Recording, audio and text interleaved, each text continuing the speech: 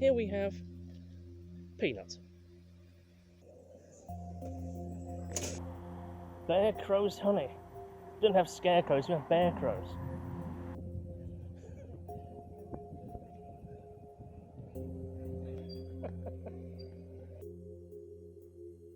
There's a kind of like Soviet style design to these buildings here.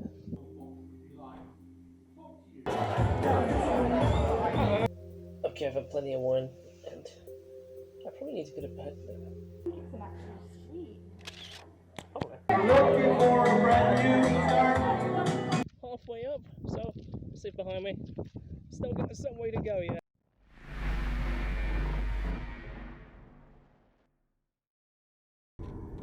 Doesn't look like no Radford Road that I know. No. It's got big ass houses, posh like Church of England school, grass. It's the Radford Road in the alternative universe.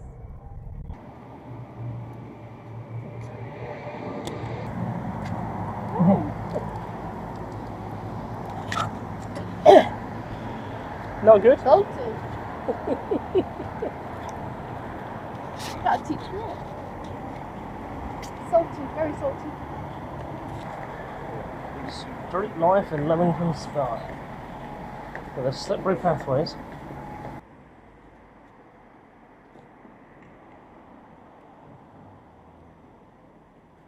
There's the haunted cafe across the road, unfortunately not open.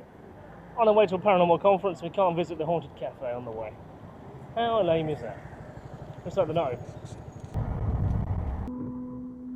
A quaint little bicycle tied up at the side of the road. Brinklow County. Yeah. 300 metres. I'm assuming that's some kind of little cafe or something. Getting through the village of Brinklow. And there's a bit of a celebration going on here, so we've decided to pull over and get some video footage of this. Because it's a scare. I'll be quiet here. It's a scarecrow celebration. And there's scarecrows on every side of the road, pretty much all the way through the village. So I thought I'd come and show you and have a look.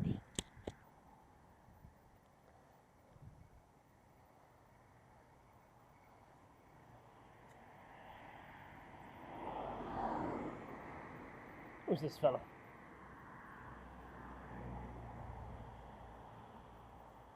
Bear crows, honey.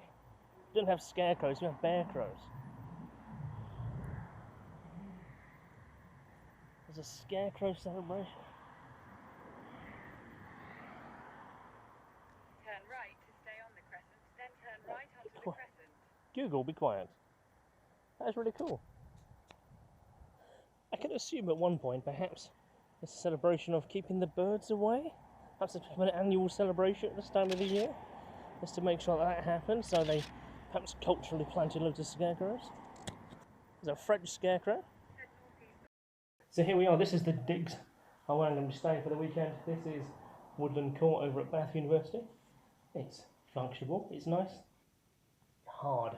It's like being a Klingon warship. Got a solid floor, solid bed. You will sleep Klingon style. We do not soften our bodies by putting down pad. Good. I preferred it that way. And everything just seems so uncomfortable. But hey, here we are. Conference to come. But first indeed, so we got ourselves booked on a spooky trail silent disco tour. That basically, this lovely lady here, she took us around on a tour around the city of Bath, exploring a trail of clues, and it was like to an 80s themed silent disco playlist that we could all listen to. There was like Duran Duran, Def Leppard, Bon Jovi, R.E.M., all your kind of funky 80s hits that guaranteed to get your body moving. And throughout the city of Bath, it was replete with plenty of lamppost porn. Everywhere you went, different unique lampposts. Lamppost porn was in abundance here. Checked out the Royal Mineral Water Hospital, place of many ghost stories, and then at 2 a.m, after many, many beers, after many, many glasses of wine, after rum and vodka and gin, we settled in at 2 a.m. in the morning.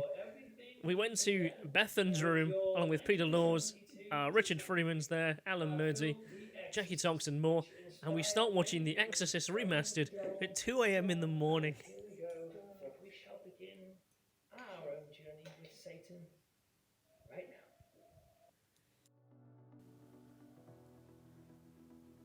So ASAP 40, this was the name of the conference that I went to when I was at the University of Bath, and I put together this montage for that organisation over the weekend. So this really basically is a snapshot view, a kind of follow through, telling the story of what the weekend was all about. It was basically about people coming together after 2 years for the first time who could discuss the strange seriously. Doctors and academics, as well as interesting people and knowledgeable individuals, bringing together their expertise, stories, laughter and humour, all into one celebration, which was the 40th anniversary of ASAP. So if you have an interest in the spooky and the weird and the wonderful, and you want to take it seriously, this is definitely one of the organisations to follow and get your teeth into. So I'll let this play out. Me right round, baby, right round. I did get to meet this chap, only very briefly though, Danny Robbins from the BBC, whose series on the Battersea Poltergeist and the Uncanny series have got a lot of traction.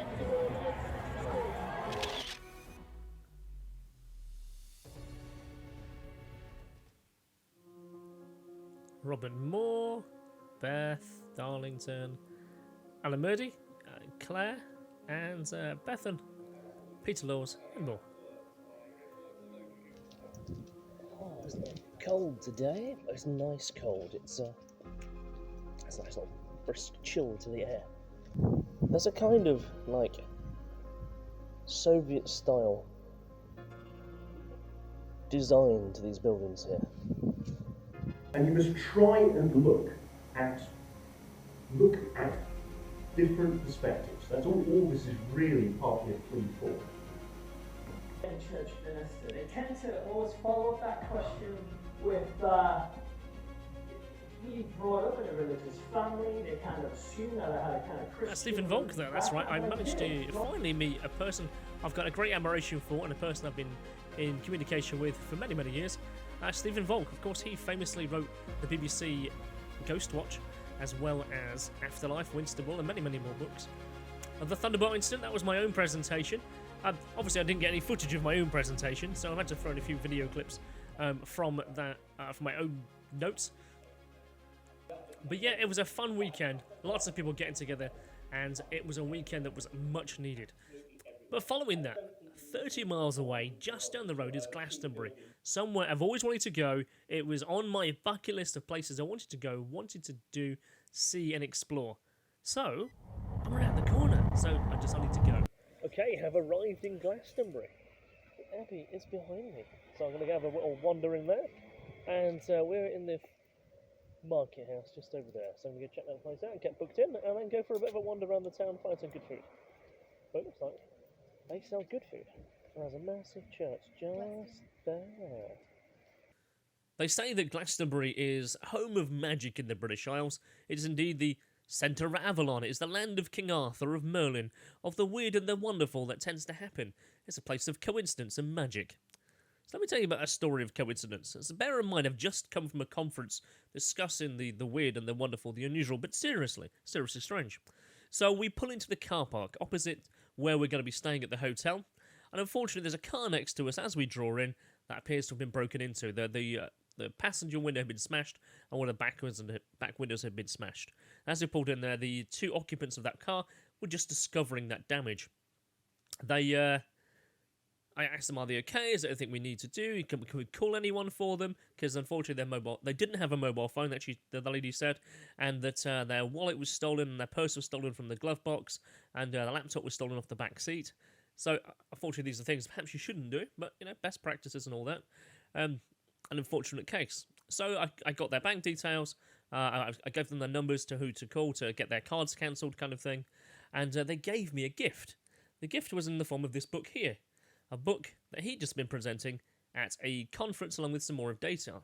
So this was the translation of the Epic of Gilgamesh. Robert Temple. Now that name didn't ring a bell at the time, but did later. See, Robert Temple is a interesting academic. Now, like I said, it didn't dawn on me at the time who it actually was. But let me show you what this guy is all about.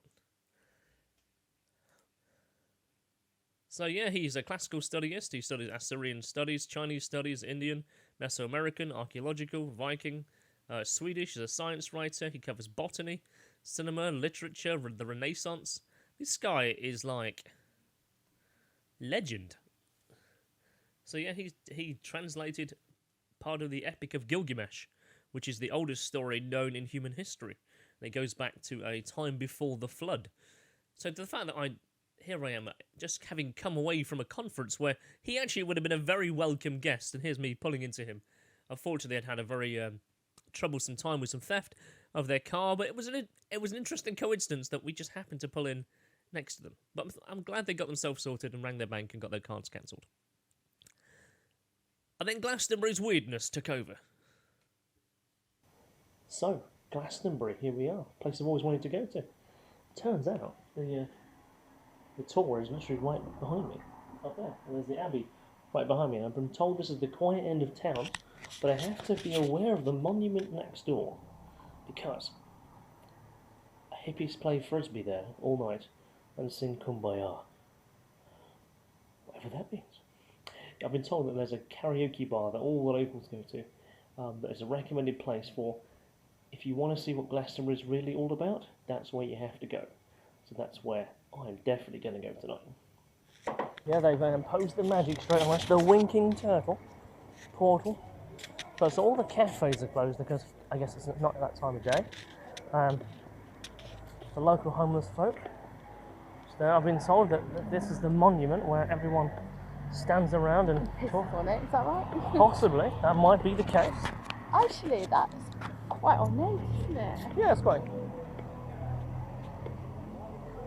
We have Papa John's.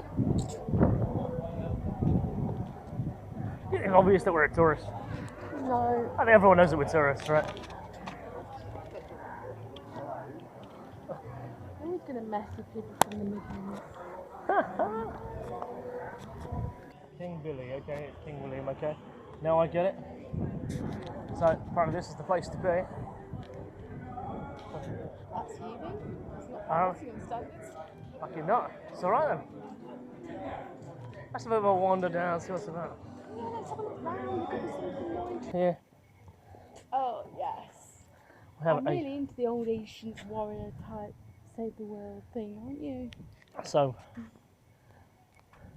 you know what's intriguing, I guess, looking at the elements of this, as an art critic, I would look at the elements. So we have the sword. We have the Lady in the Lake story there. Yeah. We have the rainbow moon Oh. sticking out of the earth there. We have the abbey. I'm assuming these represent water. This tree, that tree, I guess is the tree we just saw behind there. We have the graffiti artist, which is wonderful. He's done a really good job, or she. We have a butterfly. Then we also have a moon that is rising. Even There's there's an eye up there. Have you not noticed that? but it's a moon. It looks like an eye. No. That's the two eyes. Yeah, it's a moon. It has craters. However, that is also a moon. That's the rainbow. Oh, So we the have- rainbow in, didn't Oh, maybe. So we have two moons. We have a moon that is in crescent form, in rainbow, and we have a full moon that's peeking over the earth over there. we? Question. What is that whole picture? What is the message you're getting from it? I ain't getting the message. They're just trying to. They're painting. Yeah, there's Different a elements. message in there.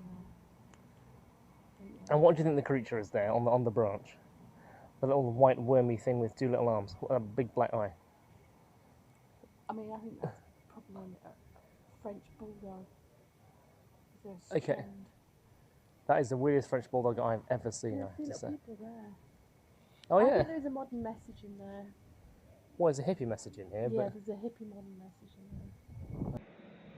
Glastonbury in bloom. Check this out. So it's a classic old English-British phone box, full of flowers. It's late at night. You probably can't see it greatly. I appreciate that. I'm sorry about that, but it actually looks really cool. It almost looks like The Last of Us, you know, where the plants kind of take over and reclaim their place, taking over this classic British phone box.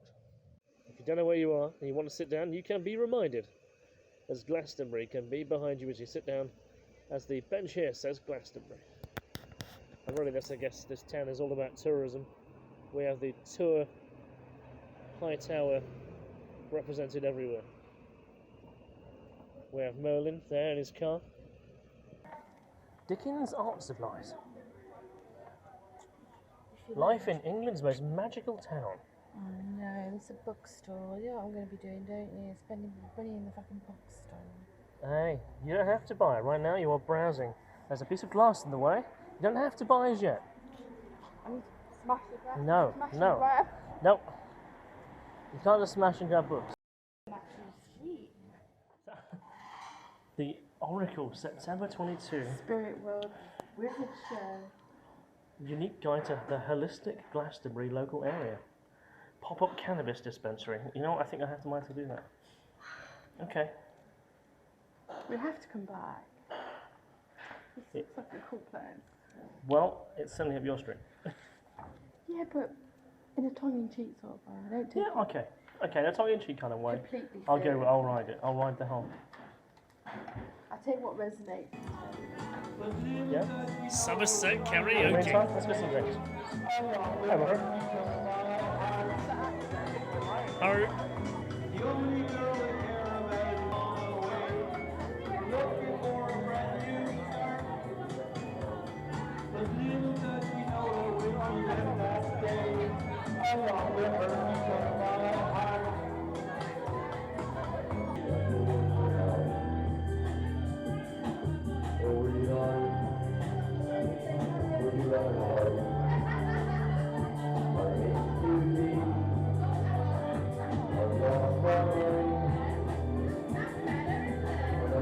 and someone who might well have been Boris Johnson hiding in the corner, complete with a couple of heavies.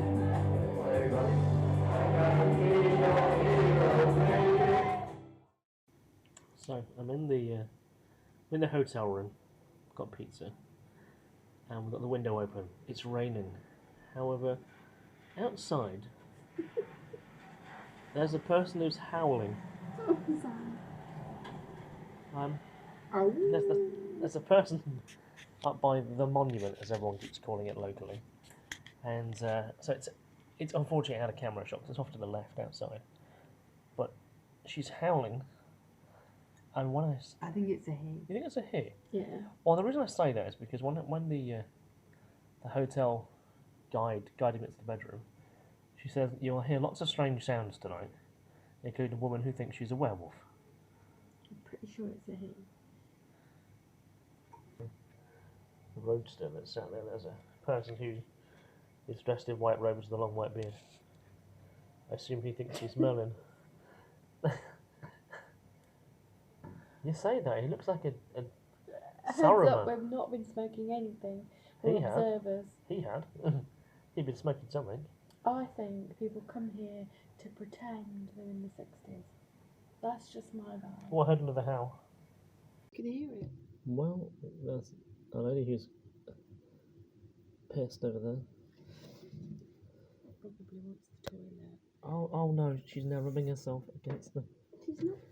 She's not rubbing herself. She's rubbing herself against the fucking bus stop. Like, She's not. yes, she is. She's like a bear. You know when bears rub their backs against like a Oh, tree? she is, yeah. Yes, she is. I thought it was just you Oh being a my... perv. No! She's rubbing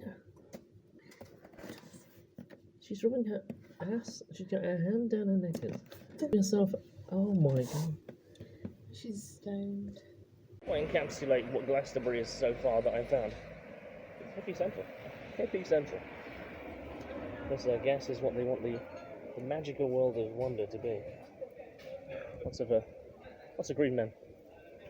Fusion here of different magical elements. There's Christianity, there's African, there's pagan, New Age kind of beliefs, all merged into one. Just going back to the shop is a great example of that. African art, Egyptian art, kind of woodland art, green man type of expressions. It's a real menagerie of magical here. Crystals, pendants. Let's go check out this abbey. Oh look, there's a person who claims that he's a druid in front of me. That's Alex, he's wearing complete white.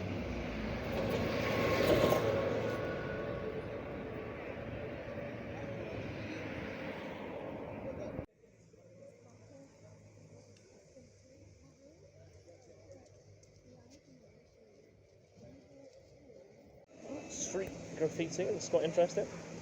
Nowhere is now here to be nowhere is to be here now. No past, no future. It is the word. If you've ever wondered what the political persuasion is of the locals of Glastonbury, hashtag Jeremy Corbyn on this bin could be an indication. I often find that graffiti is an interesting telling point of the local persuasion. What is their story? What is their passion and message to tell? But around here, I've seen graffiti of Jeremy Corbyn. Here we have Peanut. That is our destination. That is where we're bound, on top of Glastonbury Tor. Let's keep going. We're not even halfway. To be honest, I'm piss wet through. But we're here at Glastonbury Tor. Well, at least the bottom of the tour. We are here, and we're going to go up the steep hill, through the orchard, to the top of St Michael's Tower. Taking a quick break halfway up the hill of the Glastonbury Tor. The worst is yet to come. Brutal, steep. It's going to be good, actually. So anyway, what I've decided to do is measure my heart rate. So, as I've already come up halfway, bit of a jog up this, but my heart rate is gone from about 68 to 81, 79, 81 beats per minute. So I'm taking a 5 minute, or couple minute rest, bring down my heart rate, and then go again for the next section. I think that'll be a way to do it. It's halfway up the hill, halfway up, so see behind me, still got some way to go yet, and we've got a bit of a winding path to go, so apparently it spirals round. Let's make tracks. These ones here are carrying a pram. It's dragging a pram up.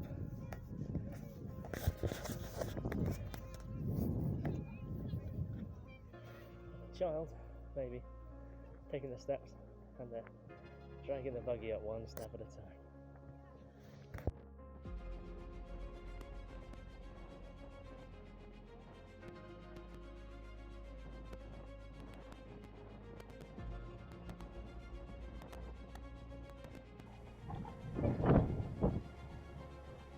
Oh, when we get hill, it's slippy under here.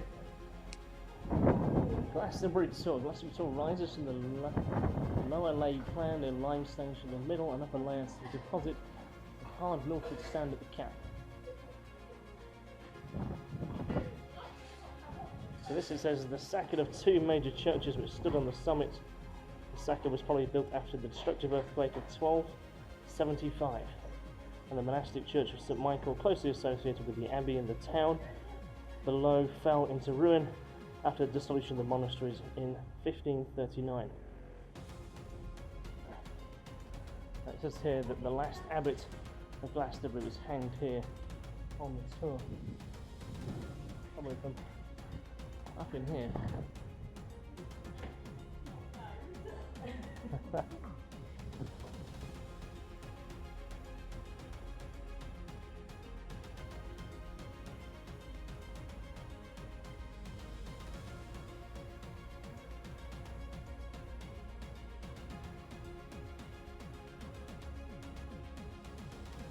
Top of Glastonbury Tor. Behind me is St Michael's Tower, and across there there's a sundial with a map pointing in different compass directions, the kind of places that can be seen from the stunning panoramic view above here on top of the Tor. That was Cheddar Castle, just located over there. This is 13 miles away. So the Avebury Stone Circle is just over there, 11 miles away. Brinklow is that building, that's a rising edifice of a hill rising in the background there, 13 miles away. So all these kind of key places are marked out on that compass location map. But no, up here, it's stunning views all directions. It's a really wonderful place to be. It was one of those bucket list places on my list of things to do before I reached a certain age. To come to Glastonbury, to climb the tower. Climb the Tor was one of them.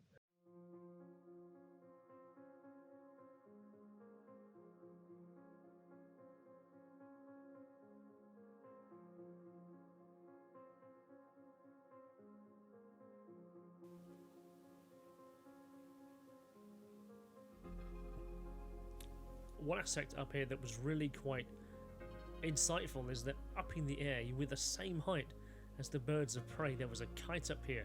There's also a family of ravens.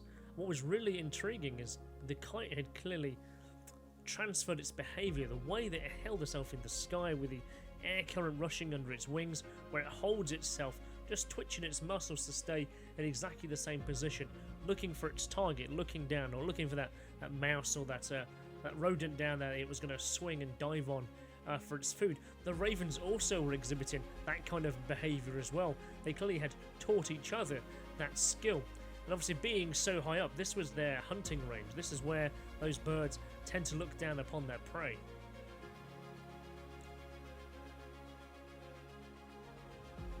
For what was a long weekend and a Monday, at this corner of the country, it's finally come to an end. It's time to go home, it's time to get some rest. Thank you very much for joining me on this journey, and I'll see you next time.